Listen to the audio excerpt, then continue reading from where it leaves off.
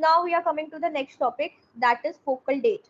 ठीक है, अब फोकल डेट मेरी प्रेफरेंस ये है, या तो तुम 0 ही लेना अपनी फोकल डेट, या फिर जो एंड वाली है वो लेना फोकल डेट। अगर 0 लोगे तो सारी जो भी अमाउंट्स है उनकी प्रेजेंट वैल्यू निकालनी पड़ेगी। अगर एंड लोगे फोकल डेट तो सारी की सारी फ्यूचर वैल्यूज निकालनी पड़ेगी। हाँ, अगर मिडल में लोगे फोकल डेट तो कहीं पे फ्यूचर वैल्यू, कहीं पे प्रेजेंट वैल्यू निकालनी पड़ेगी। ये तुम्हारे ऊपर है, तुम किस तरीके से करना चाहते हो, but firstly I prefer either you take the present, like either you take 0 as focal date or you take at the end। ठीक है, तो फोकल डेट वाले क्वेश्चन बेसिकली कैसे होते हैं कि सपोज एक डेट है, a date of 8000 is due in 2 years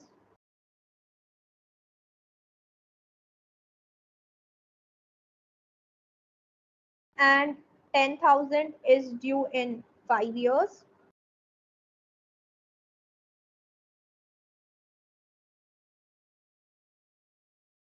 So there was a person, ठीक है, जिसकी डेट जो है वो ड्यू थी, उसे 2 साल बाद 8,000 रुपए देने थे और फिर 5 साल के बाद उसे 10,000 रुपए देने थे। तो अब क्या हो रहा है यहाँ पर, it is saying कि rather than going with the old obligations, what he has done is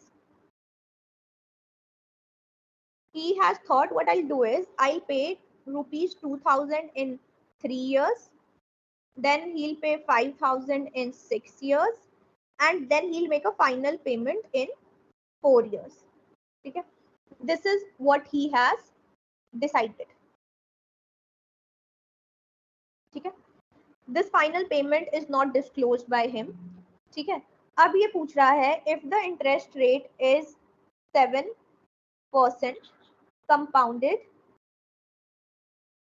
yearly, how much is the final payment।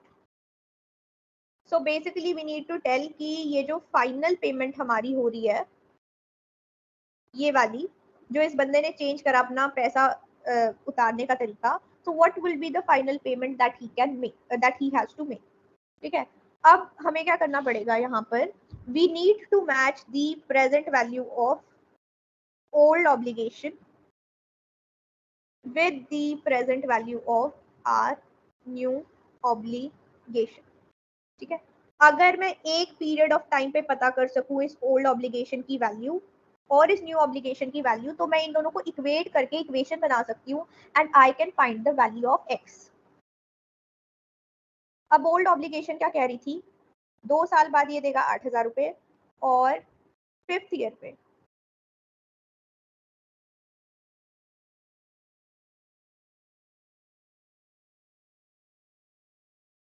And 5 years के अंदर ये देगा 10,000 रुपए। This was the old obligation. ठीक है, मुझे क्या करना है, मुझे प्रेजेंट वैल्यू निकालनी है इनकी, because I am taking my focal date as 0। ठीक है, 8,000 रुपए की वैल्यू आज की डेट में क्या है, इस 10,000 रुपए की वैल्यू आज की डेट में क्या है। So how I can do that is 8,000 divided by my rate of interest is 7%। okay, compounded annually।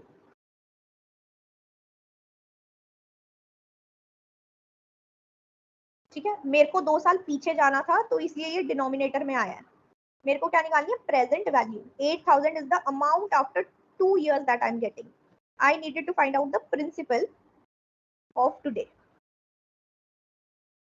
Then again 5 years back, this is the present value of my old obligation। ठीक है, now let me find out the present value of the new obligations।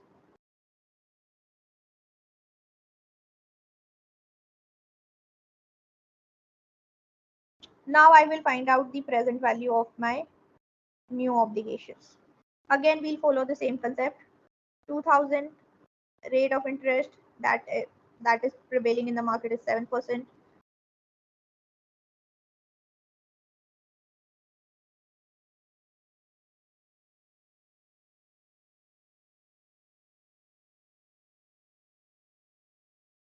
ठीक है, अब कुछ नहीं करना, ये आपकी इक्वेशन बन गई है। Now you need to solve it. Again how will you solve it is, मैंने यहाँ पे ऐसे लिखा है but prefer writing it like this. 2 साल पीछे जाना था -2, 10 साल पीछे 5 साल पीछे जाना था तो -5, and similarly you can write it here as well. So again ये जो चीजें हैं या तो आप अपने कैलकुलेटर से सॉल्व कर सकते हो, ठीक है, ये values either you can use the calculator to find out the values, or otherwise what you can do is you can see the table, you can check the tables, ठीक है। कौन सी वाली टेबल चेक करोगे? Compound interest वाली। चल रहा है ये present value at compound interest table, क्योंकि ये क्वेश्चन मैंने प्रेजेंट वैल्यू से सॉल्व करा है और मुझे प्रेजेंट वैल्यू निकालनी थी। Present value at compound interest की टेबल में ये सारी की सारी वैल्यूज आपको निकल जाएगी। रेट ऑफ इंटरेस्ट इज 7%, ठीक है। यहाँ पे क्वेश्चन देखो मेरा, my rate of interest is 7%, -2, 5, 3, 6, 4, all the values you can find out here in this particular column. So this is 2, then there is 4, there is 6, there is 5, and there is 3, ठीक है। इन values first 4 decimal places तक तुम ले लेना और यहाँ पे लिख लेना, ठीक है, and just solve it, you will get the value of x, ठीक है। I am not solving it here now, मैंने बता दिया तुम्हें, या तो तुम वैल्यू टेबल से देख लो, अगर टेबल तुम्हें नहीं मिली है कंपाउंड इंटरेस्ट वाली तो again you can use the calculator. Fine, now another thing, in these same kind of question it can ask you if the interest rate is suppose 8% per annum compounded semi annually. Same question, just that I have changed one thing. If the rate is 8% per annum compounded semi annually and not annually, in this case what you will do is, जब हम ऐसे semi annually payments हो रही होती है या quarterly payments हो रही होती है तो the rate gets divided and the time gets multiplied, ठीक है। तो मेरा रेट बेसिकली यहाँ पे 8% था, it will gate divided by 2, ठीक है। और जो मेरा टाइम था यहाँ पे देखो ऊपर वाले केस में टाइम क्या था 2, टाइम यहाँ पे भी 2 ही रहेगा but it will gate multiplied by 2। In the same way goes for the next one, rate 8% का 4% हो जाएगा, ठीक है, और टाइम यहाँ पे ऊपर 5 था, it will get doubled, it will get to 10। Similarly it will go for other, ठीक है। ऐसे ही नेक्स्ट वाला मैं लिख देती हूँ यहाँ पे,